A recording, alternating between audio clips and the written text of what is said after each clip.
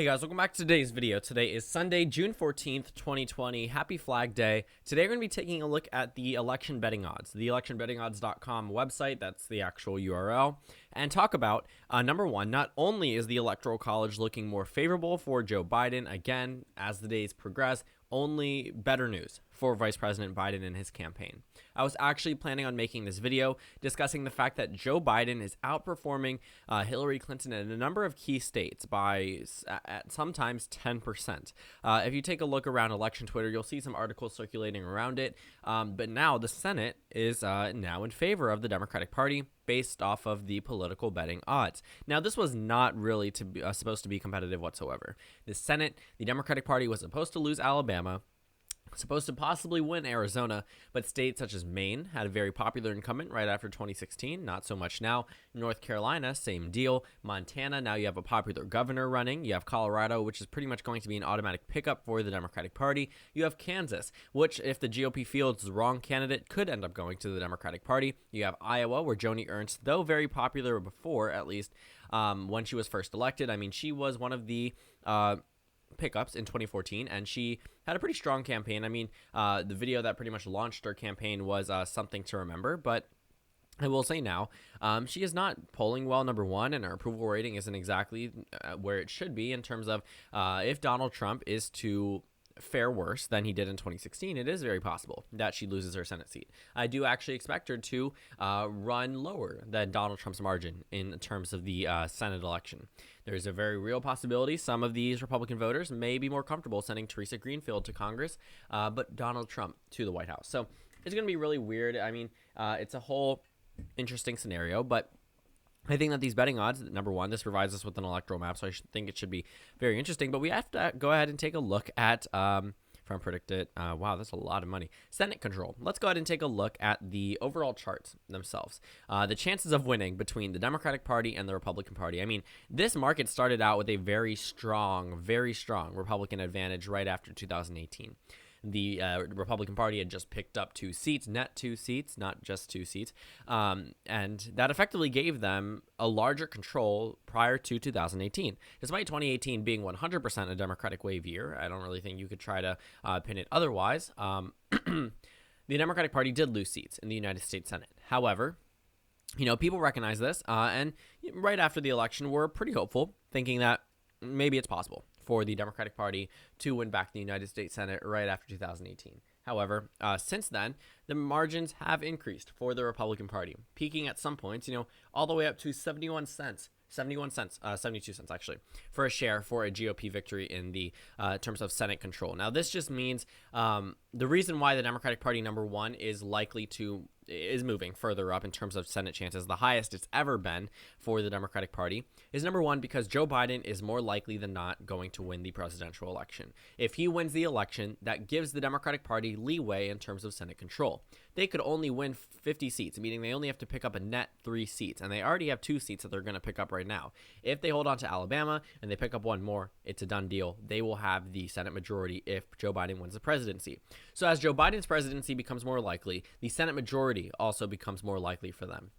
For the Republican Party, again, it decreases. They were pretty much counting. The political betting odds showed Donald Trump ahead for the longest period of time. They showed him ahead of Bernie Sanders, ahead of Joe Biden, ahead of Kamala Harris during the primary season. Didn't matter. Donald Trump was always number one in terms of who could possibly win the presidency. That gave the Republican Party the possibility of losing 3 seats and still retaining Senate control. It didn't really matter. All they needed to do was do damage control, lose Colorado, lose Arizona, and possibly lose one more, which at the time did not seem super likely, but now it looks more than likely. The Democratic Party has since taken the opportunity, and now is at 58.9%. I mean, the fact that this has so drastically shifted, and we all know why, COVID-19, number one, didn't necessarily take too large of an impact on Donald Trump's chances for the presidency, but for the Senate elections, you can go ahead and see right after COVID-19 was declared a global pandemic, you could see how the chances dipped. It wasn't directly as a result of that. However, I will say that, Republican responses to it could likely turn off potential voters. But now, on top of COVID-19, there are numerous protests happening around the country every single day. I live very close to D.C., 20 minutes away. I have friends that are attending the protest, and I have friends that don't necessarily, they aren't involved in the Black Lives Matter movement themselves. However, in their cities, they are seeing protests, and they are, spreading the word about it and saying DC, despite the media's lack of attention on the protests, it's still going very strong. With the whole this being Pride Month, the Capitol Pride movement has actually involved the Black Lives Matter protests into one. So I can guarantee it, these protests will likely happen possibly even through Election Day. I understand it seems unlikely, but the Montgomery bus boycott lasted over a year. A number of things that had to do with civil rights lasted much longer, much longer than a year. So these protests very well could last, and people are energized, and we are seeing it. The money is fluctuating to the Democratic Party in terms of donor support and also in political betting odds. These people are not necessarily partisan bettors. They really could care about the outcome of the election, but they care mostly about where the money is going. They are putting their money in a Democratic majority. The fact that there is a 53 to 47 seat majority in the United States Senate would make it very difficult for the Democratic Party to win Senate control. However, a lot more people are more confident in them given all of the circumstances that have happened now. In the last week alone, the Democratic Party's chances at winning the United States Senate went up 7.2%. That's a percentage today. If they continue that, obviously they will reach 100%, but it's just very important to take a look. If we look at the charts for the next president of the United States, it doesn't get, too much better. I don't know if they'll actually show me. I hope they do, because Joe Biden was underwater at some point. Okay, I'm not meaning to go on here. But, overall, actually, I want to see the last week. I want to know if it's going to show me that. Yeah, so Joe Biden's chances have gone up. I don't know if it'll show me the chart itself. I guess not.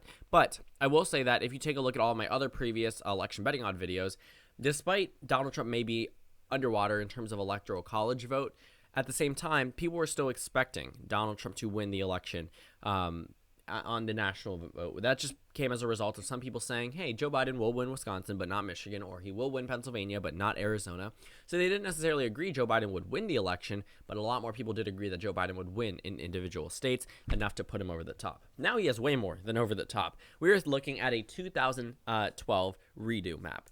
You know what that means? That means that Joe Biden would effectively win by the same margin the last time he was on a presidential ballot. It's very weird that we've come full circle 8 years later, but I mean, same type of candidate, so same type of appeal to voters. So when we take a look at some of these states, Wisconsin, sure, down for the Democrats because this is going to be the most competitive state in the Rust Belt. Democrat 63.9%, Republican 36.1%, Michigan 72.8%, almost a 3 in 4 chance that the Democrats win there based off of this. In Pennsylvania 66.8%, so still very, very good shot, 2/3 chance, and again, still gives the Republicans a pretty possible victory in the United States presidency and in the Senate, but the overall chances hint more towards Joe Biden. As for Iowa, however, I don't know what's wrong with my voice. As for Iowa, however, the Democrats have rapidly increased in terms of support here. Not necessarily support, but chances.